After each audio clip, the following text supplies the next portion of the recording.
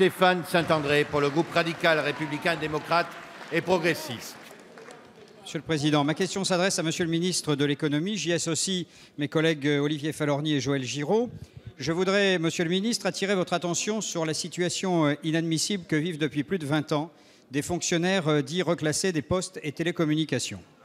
En effet, ils voient leur carrière entachée d'irrégularités et bloquée dans leur grade détenu dans les corps d'origine et attendent qu'un terme soit enfin mis à cette injustice. Il est plus que temps, en effet, d'arrêter d'apporter comme seule réponse à ces agents qu'ils pouvaient bénéficier d'une promotion en optant pour des grades de reclassification, puisqu'ils ont fait le choix de rester sur leur grade d'origine, comme le législateur les y autorisait.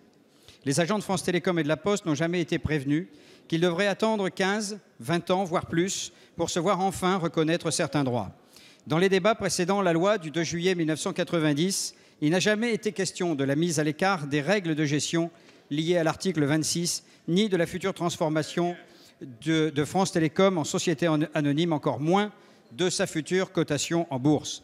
Je rappellerai que ce n'est pas pour rien si l'État, La Poste et France Télécom ont été condamnés pour illégalité fautive par le Conseil d'État, notamment à travers 3 décisions, et pour discrimination par le Comité européen des droits sociaux. Les différentes réponses apportées jusqu'à présent ne peuvent nous satisfaire. Il apparaît de toute évidence que ces agents n'ont plus accès depuis plus de 20 ans aux concours internes et externes à ces opérateurs. De plus, contrairement à France Télécom, Orange, où les règles ont été en partie appliquées, les agents reclassés en activité à La Poste n'ont pu bénéficier pleinement de la réforme des grilles indiciaires décidée par l'État. Confiant dans votre idée de la justice, je pense que vous pourrez apporter une réponse favorable et digne à ce dossier complexe qui a fait l'objet d'une étude de faisabilité juridique il y a peu.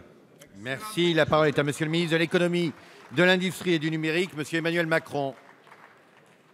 Merci, Monsieur le Président, Mesdames, Messieurs les députés. Monsieur le député Saint-André, vous évoquez en effet le cas des fonctionnaires reclassés de La Poste et du groupe France Télécom, à qui il a été offert la possibilité en 1993 par le législateur de passer des corps de reclassification donc à une nouvelle situation. Près de 5% des fonctionnaires en fait ont refusé ce choix. Ça représente, je veux qu'on l'ait tous à l'esprit, 3 480 agents à La Poste et 3 540 à Orange, sur plus de 156 000 fonctionnaires qui étaient concernés par la réforme. Alors, le point qui est soulevé, c'est celui de leur promotion durant cette période. Alors, d'abord, cette situation a pris fin, vous l'avez évoqué dans votre question, parce qu'il y a eu des décisions de justice qui ont ensuite conduit donc, à des dispositions statutaires en 2004 pour Orange, en 2009 pour La Poste, et qui ont donc permis de prendre les mesures à venir et donc permettre à ces reclassés d'avoir les promotions futures. Et dans l'intervalle, les promotions des reclassés ont toujours été possibles vers les corps de reclassification.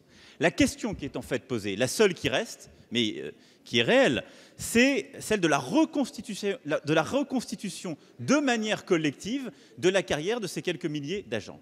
Alors, pour des raisons de justice évidentes, il n'est pas possible de prendre une mesure collective, parce que ce serait une injustice pour tous les autres fonctionnaires qui avaient opté en 1993 et qui parfois, selon les statuts ou les carrières qui ont été les leurs, n'ont pas pu en bénéficier eux-mêmes. Donc nous devons avoir des mesures beaucoup plus spécifiques.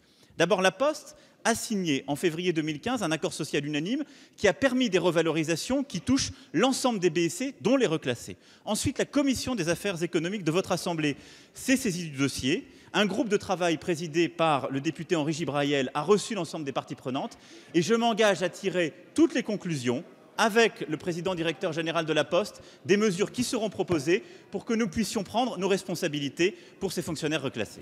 Merci, Monsieur le ministre. La parole est à Monsieur Rémy